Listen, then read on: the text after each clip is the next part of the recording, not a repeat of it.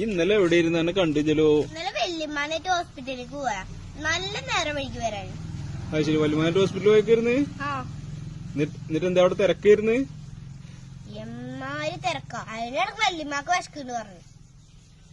അത് ശരി, വല്യമ്മാക്ക് വിശക്കുണ്ട് വരെ ഡോക്ടറെ കാണാട്ടി മുന്നേ. അല്ലാണ്ട് എന്നിട്ട് വല്യമ്മാക്ക് എന്ത് മേടിച്ചു കൊടുത്തപ്പോ? വല്യമ്മാക്ക് ചിക്കൻ മന്തിയും പിന്നെ ഷാർജാജയ്ക്ക് ജ്യൂസും മേടിച്ചു കൊടുത്ത്. എന്നിട്ട് ഡോക്ടറെ കണ്ടാ?